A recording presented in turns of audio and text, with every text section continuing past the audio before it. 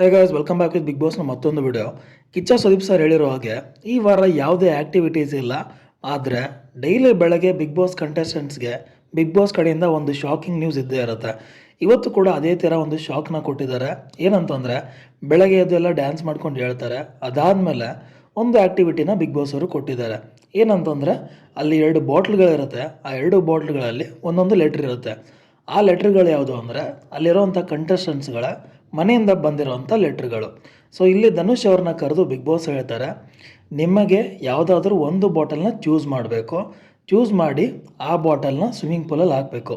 So ಯಾವ bottle swimming ಪೂಲಲ್ಲಿ ಹೋಗುತ್ತೆ ಆ ವ್ಯಕ್ತಿ ಮನೆಯಿಂದ ಬಂದ ಲೆಟ್ರ್ ಅವ್ರಿಗೆ ತಲುಪಲ್ಲ. ಹಾಗೆ ಅವರು ಈ ವಾರ ನಾಮಿನೇಟ್ ಆಗಿಯೇ ಉಳಿತಾರೆ.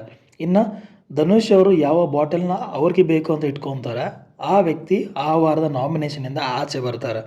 ಸೊ ಇಲ್ಲಿ ಅನಿಸುತ್ತೆ ಪ್ರೋಮೋನ ನೋಡಿದ್ರೆ ಧನುಷ್ ಅವರು ಅವರ ಮನೆ ಲೆಟ್ರನ್ನು ಅವರೇ ಚೂಸ್ ಮಾಡಿ ಅವ್ರ ಹತ್ರ ಇಟ್ಕೊಂಡಿದ್ದಾರೆ. ಹಾಗೆ ಅಭಿಷೇಕ್ ಅವರ ಬಾಟಲ್ನ ಸ್ವಿಮ್ಮಿಂಗ್ ಪೂಲಲ್ಲಿ ಹಾಕಿದ್ದಾರೆ ಅಂತ ಅನ್ಸುತ್ತೆ. ಯಾಕಂದರೆ ಅಲ್ಲಿ ಧನುಷ್ ಅವ್ರನ್ನ ನೋಡ್ಬೋದು ವಿಡಿಯೋದಲ್ಲಿ ಪ್ರೋಮೋದಲ್ಲಿ ತುಂಬಾ ಅಳ್ತಾ ಇದ್ದಾರೆ.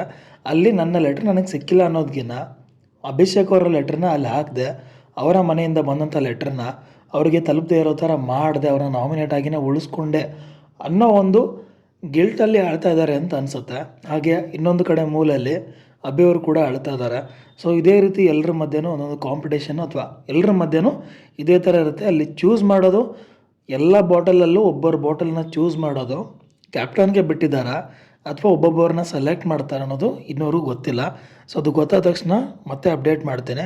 ಸದ್ಯಕ್ಕೆ ಇಷ್ಟು ಬಂದಿರುವಂಥ ಪ್ರೋಮೋ ವಿಡಿಯೋ ನಿಮಗೆ ಇಷ್ಟ ಆಗಿದೆ ಅನ್ಕೊತೇನೆ. ವಿಡಿಯೋ ಇಷ್ಟ ಆಗಿದ್ರೆ ಲೈಕ್ ಮಾಡಿ. ಹಾಗೆ ಇದೇ ಥರ ಬಿಗ್ ಬಾಸ್ ಅಪ್ಡೇಟ್ಗೋಸ್ಕರ ಚಾನಲ್ನ ಸಬ್ಸ್ಕ್ರೈಬ್ ಮಾಡಿ ಅಂತ ಹೇಳ್ತಾ ವಿಡಿಯೋನ ಮುಗಿಸ್ತಾ ಇದ್ದೀನಿ. Thank you.